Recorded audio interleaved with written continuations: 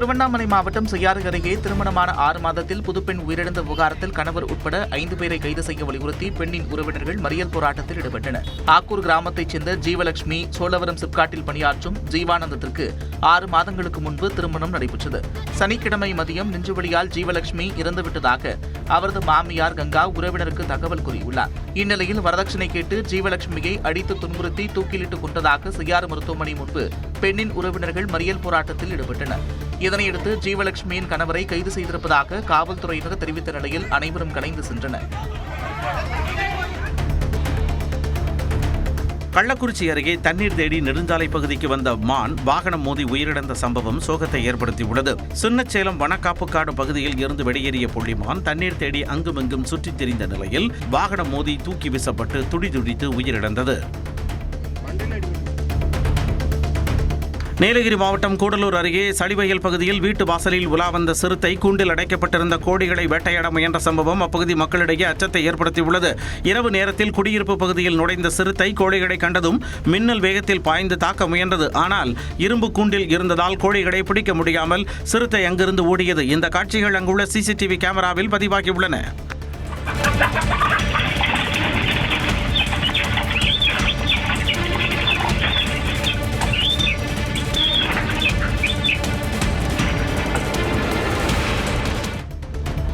கோவை சூலூரில் உயிரிழந்த சிறுமியின் குடும்பத்தினரை நேரில் சந்தித்து பிற்படுத்தப்பட்டோர் நலத்துறை அமைச்சர் சம்பத்குமார் ஆறுதல் கூறினார். பின்னர் செய்தியாளர்களிடம் பேசிய அவர், இந்த வழக்கில் 2 பேர் கைதான நிலையில் குற்றவாளிகளுக்கு உச்சபட்ச தண்டனையை வாங்கித் தருவதில் அரசு உறுதியாக இருப்பதாக கூறினார். பாதிக்கப்பட்ட குடும்பத்தினருக்கு தேவையான நிவாரணம் வழங்கப்படும் என்றும் அவர் தெரிவித்தார்.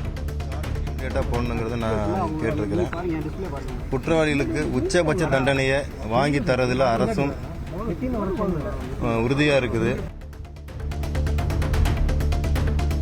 கோவை மாவட்டம் பொள்ளாச்சி அருகே உள்ள காண்டூர் கால்வாயில் தவறி விழுந்து இறந்த ஆண் யானையின் உடல் மீட்கப்பட்டது. சனிக்கிழமை மாலை கால்வாயில் தவறி விழுந்த யானை நீரில் மூழ்கி உயிரிழந்தது. நீரில் அடித்துச் செல்லப்பட்ட நிலையில் திருப்பூர் மாவட்டம் உடுமலை அருகே உள்ள திருமூர்த்தி மலை அணை பகுதியில் ஜேசிபி இயந்திரம் உதவியுடன் அதன் உடல் ஞாயிற்றுக்கிழமை மீட்கப்பட்டது.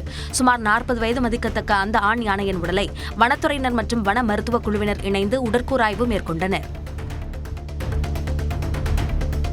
சென்னை பெரம்பூர் பகுதியில் திமுக நிர்வாகியின் வீட்டில் 35 சவரன் நகை மற்றும் 50,000 ரூபாய் பணம் திருடப்பட்டுள்ளது. திமுக நிர்வாகி ராஜேஸ்வரி என்பவர் கடந்த மாதம் 30ஆம் தேதி மகளுடன் ஓசூருக்கு சென்ற நிலையில் வீடு பூட்டப்பட்டிருந்தது. இந்நிலையில் ஞாயிற்றுக்கிழமை காலை வீட்டின் பூட்டு உடைக்கப்பட்டிருப்பதை கண்ட அக்கம்பக்கத்தினர் அவரது மகன் பாலகுமாருக்கு தகவல் தெரிவித்தனர். இதையடுத்து பாலகுமார் வந்து பார்த்தபொழுது பீரோவில் இருந்த நகை மற்றும் பணம் திருடப்பட்டிருப்பது உறுதியானது. இதுகுறித்து செம்பியம் காவல் நிலைய காவலர்கள் விசாரிக்கின்றனர்.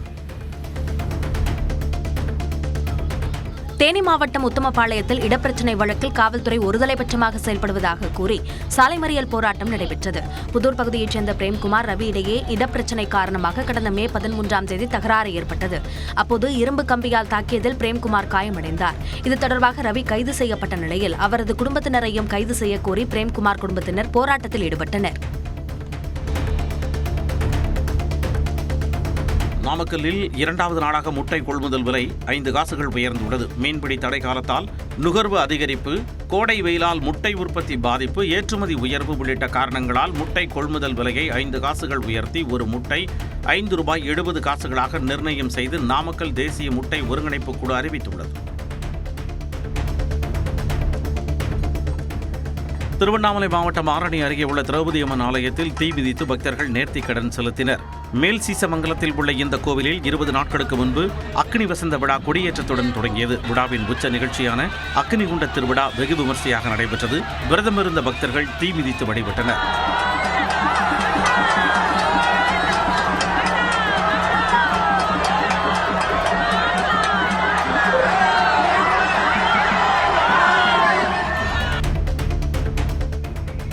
சிவகங்கை மாவட்டம் காரைக்குடி அருகே வடமாடு மஞ்சு விரட்டு திருவிழா நடைபெற்றது.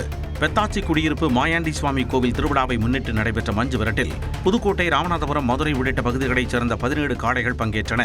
ஒரு காளைக்கு 9 வீரர்கள் வீதம் 153 காளையர்கள் பங்கேற்க காளைகளை அடக்கினர்.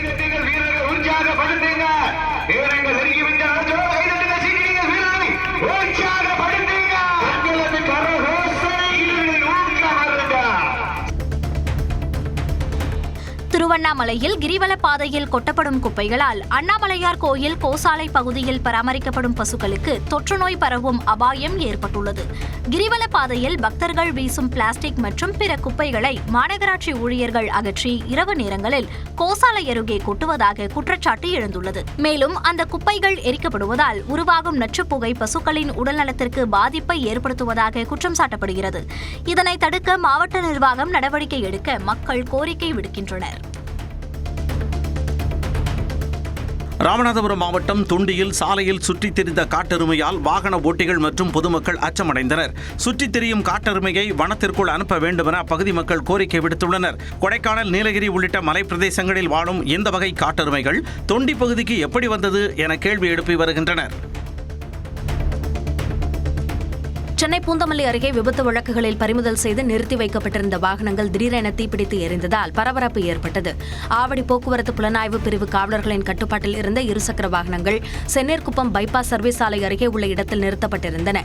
இந்த பகுதியில் திடீரென ஏற்பட்ட தீ விபத்தில் 50க்கும் மேற்பட்ட இருசக்கர வாகனங்கள் எரிந்து சேதமடைந்தன. வெயில் காரணமாக தீ விபத்து ஏற்பட்டதா என்ற கோணத்தில் விசாரணை நடைபெறுகிறது. கன்னியாகுமரி மாவட்டம் அருமனை அருகே உத்தரங்கோடு பகுதியில் மளிகைப் பொருட்கள் ஏற்றிச் சென்ற ஆட்டோ சாலையை கடக்க முயன்ற இருசக்கர வாகனத்தின் மீது மோதியதில் தலைகுப்புற கவிழ்ந்தது. மேல்புறம் அருமனை சாலையில் நிகழ்ந்த விபத்தில் ஆட்டோ ஓட்டுநர் வாகனத்தின் அடியில் சிக்கிக்கொண்டு உயிருக்கு போராடிய நிலையில் அப்பகுதி மக்கள் மற்றும் பின்னால் வந்த வாகன ஓட்டிகள் இணைந்து அவரை மீட்டனர். இருசக்கர வாகனத்தில் சென்றவர் தலைக்கவசம் அணிந்திருந்ததால் லேசான காயங்களுடன் உயிர் தப்பினார். இதையடுத்து இருவரும் மருத்துவமனைக்கு அனுப்பி வைக்கப்பட்டனர்.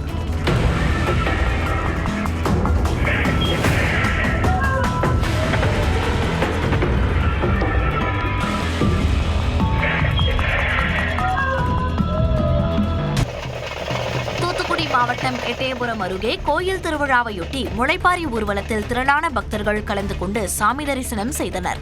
அய்யன்ராஜாப்பட்டியில் உள்ள காளியம்மன் மற்றும் அய்யனார் கோயில் வைகாசி கொடை விழாவை முன்னிட்டு ஆற்றில் கரகம் முளைப்பாரி ஊர்வலம் நடைபெற்றது. இதில் அம்மன், விநாயகர், கருப்பசாமி, அய்யனார் உருவத்துடன் அமைந்த முளைப்பாரியுடன் 100க்கும் மேற்பட்ட பெண்கள் தலையில் சுமந்து ஊர்வலமாக சென்றனர்.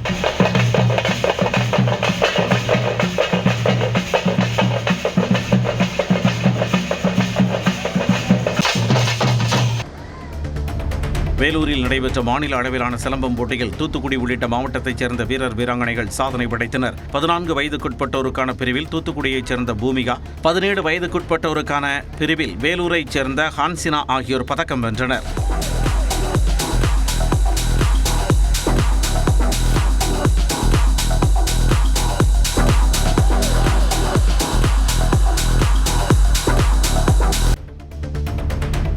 சிவகங்கை மாவட்டம் சிங்கம்புணரில் உள்ள சேவக பெருமாள் அய்யனார் கோவிலில் வைகாசி பிரம்மோற்சவ பெருவிழா கொடியேற்றத்துடன் தொடங்கியது. சிவகங்கை சமஸ்தானத்திற்கு உட்பட்ட கோவிலில் வரும் 28ஆம் தேதி திருக்கல்யாண வைபவம், ஜூன் 1ஆம் தேதி தேரோட்டம் நடைபெற உள்ளது. இந்நிலையில் காப்பு கட்டுதல் மற்றும் கொடியேற்றத்துடன் திருவிழா தொடங்கியது.